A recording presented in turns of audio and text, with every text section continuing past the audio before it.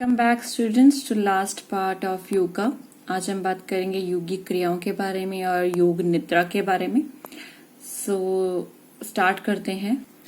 अगर हम बात करें तो योग निद्रा या योगी निद्रा क्या होती है, उसको हम षटकर्मा भी कहते हैं। आसनों तथा प्राणायाम के अतिरिक्त शरीर के विभिन्न संस्थानों को शुद्धिकरण की आवश्यकता होती है। ये पद्धति होती है जिसके द्वारा आप अपने शरीर को शुद्धि करते हैं और उनमें से आती है योगिक क्रियाएं। ये 6 क्रियाएं हैं जिनके बारे में आज हम बात करेंगे। नंबर 1 पे आती है नेति। नेति जैसा कि देख पा रहे हैं आप, नेति कई प्रकार की होती है, जैसे जल नेति, सूत्र नेति, घृत नेति, तेल नेति और दुर्ग नेति। नेति में क्या होता है कि नली युक्त एक लोटा लिया जाता है जिसके द्वारा या तो आप जल पास करेंगे या सूत्र या घृत, जो भी आप पास करना चाहें। मान लीजिए जल पास करना चाहते हैं, वाटर, उसको आप एक नाक से निकालते हैं और दूसरे नाक से वो एक नाक से भीतर लेते हैं और दूसरे नाक के छिद्र से आप उसे बाहर करते हैं। यदि दूसरी नासिका छिद्र को पहले नासिका छिद्र की तुलना में नीचे रखा जाता है और नेति की अन्य विधियों में भी इसी प्रकार से इसको फॉलो किया जाता है। नेति हमारे श्वसन संस्थान तथा गले की शुद्धिकरण में सहायक होती है तथा ये माना जाता है कि इस क्रिया से सिरदर्द, तनाव, चिंता तथा और बहुत सारी प्रॉब्लम्स को फ्री होने से हमें छुटकारा भी मिलता है इससे। नेक्स्ट बात करेंगे हम धौती की। प्रारंभ में केवल वस्त्र धौती क्रिया का अभ्यास करने की सलाह दी जाती है। इस क्रिया में कीटाणु मुक्त 4 इंच चौड़ी तथा 22 फीट लंबी मलमल की एक पट्टी बैठी स्थिति में ग्रास नाली के भीतर ली जाती है। दैट मीन्स आप अपने जो जीभ है उसके माध्यम से इसको अंदर की ओर लेते हैं।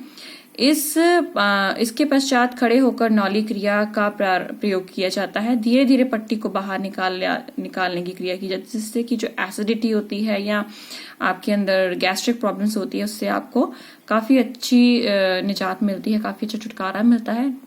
नंबर 3 पे आता है वस्ती या फिर बस्ती जिसको आप कहेंगे हिंदी में। इस प्रक्रिया में जो है वो गुदा द्वारा से जल अथवा वायु के भीतर खींचकर बड़ी आंत को शुद्धिकरण के लिए उपयोग में लाया जाता है। नेक्स्ट आता है त्राटक। ये क्रिया जो है वो मोमबत्ती के सामने बैठकर मोमबत्ती की लौ को टकटकी आंखों से देखने की क्रिया है। ये बिना नेत्र चिपकाए देखना होता है और इस क्रिया को इतने समय तक किया जाना चाहिए जब तक कि नेत्रों से आंसू न आ जाए।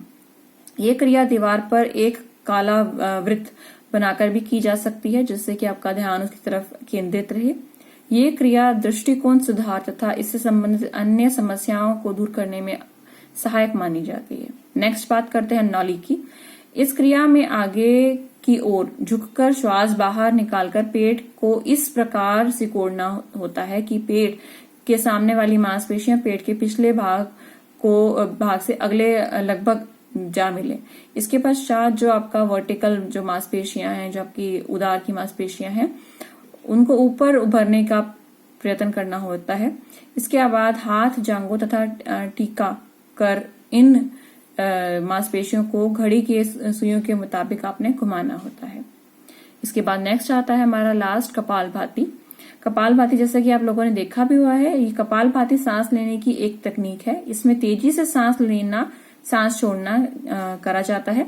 सांस छोड़ना यानी रीचक सशक्त और तेज होता है, जबकि इनहेलेशन यानी पूरक बहुत ही सामान्य यानी स्लो होता है। जो सांस लेना है कपालभाति का मुख्य भाग है।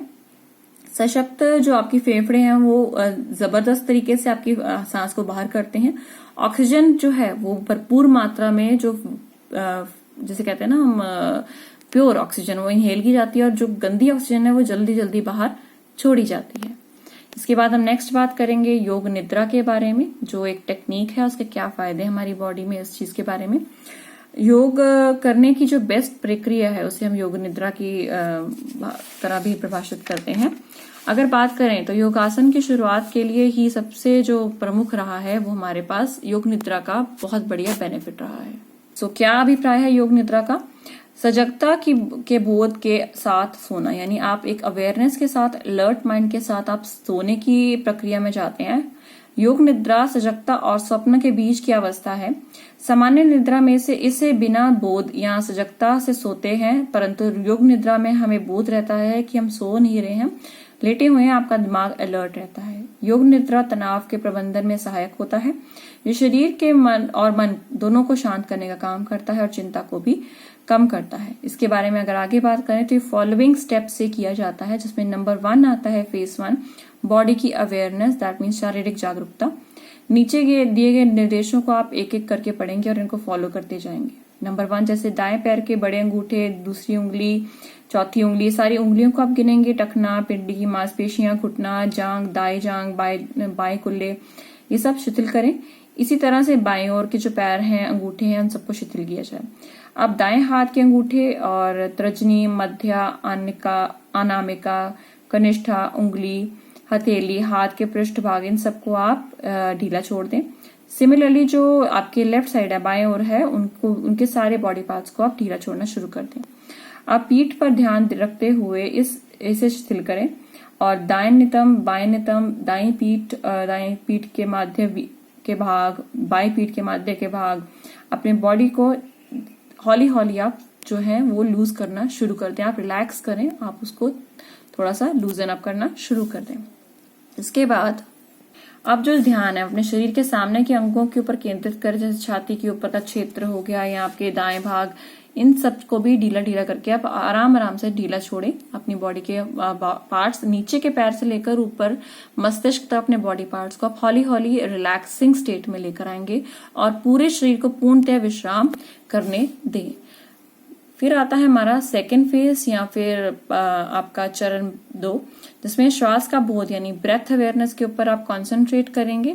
अगर ब्रेथ अवेयरनेस की कंसंट्रेशन की बात की जाए तो अब आपके ध्यान में श्वास पर केंद्रित होना चाहिए। श्वास लेने के लिए स्वाभाविक प्रवाह को महसूस करें और इसमें परिवर्तन ना करें। धीमे सांस ले रहे तो धीमे सांस लें, एक तरीके से ही सांस लें और प्रत्येक श्वास के साथ नास छिद्रा में की गति महसूस भी करें। अब श्वास लेते समय आप अपने ध्यान को पेट की गति पर केंद्रित करें। प्रत्येक बार श्वास लेते और छोड़ते समय पेट ऊपर नीचे होता है। नेक्स्ट आता है फेज 3 यानी कमिंग बैक। आप वापस पूर्वावस्था में वापस आने लगते हैं। इस अवस्था में वापस आने के लिए अपने शरीर को के बारे में जागरूक होना शुरू हो जाए। अब वापस अपना ध्यान खींचे, अपनी उंगलियां, अंगूठे सिर की तरफ से दूसरी तरफ, पैर की तरफ तक आपका ध्यान वापस आए और पूर्णतः जागृत कहें। धीरे धीरे उठकर बैठ जाएं और अपनी आंखों को बहुत धीरे धीरे खोलें। कुछ पॉइंट्स हैं आपको रिमेम्बर करने के लिए, इन पॉइंट्स को याद रखें। रिमेम्बर कि कौन कौन से पार्ट्स आपने करने हैं, पॉइंट्स करने हैं कवर अप। नंबर 1, एक एक करके शरीर के सभी अंगों को विश्राम की अवस्था में लेके जाना है। एकदम से सारे पार्ट्स को ढीले से नहीं छोड़ेंगे आप। नंबर 2, शरीर के उस भाग पर ध्यान केंद्रित करें जिसे नाम लिया जा रहे हैं। पैरों का नाम ले तो पैर आप अपना रिलैक्स करें। फिर अपने टांगों के बारे में, जांग के बारे में आप बिल्कुल उन पार्ट्स को बोल बोल के रिलैक्स कराएंगे। निर्देश का अच्छी तरह से पालन करें। शरीर की मांसपेशियों पर दबाव ना डालें और सोए नहीं, सो ना जाएं तो फिर योग निद्रा का कोई उपयोग नहीं रहेगा। ये मेंटल अलर्टनेस के लिए।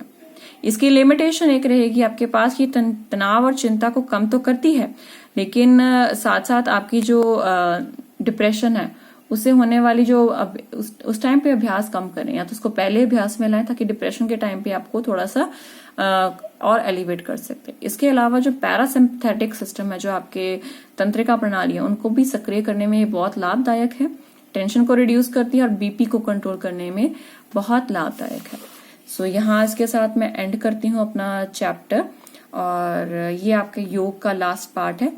इसको प्लीज अपने कॉपीज में नोट डाउन कर लीजिए, जो मैं पीडीएफ में आपको लिखने को भेज रही हूँ, both Hindi and English medium. Stay safe, stay home and stay blessed.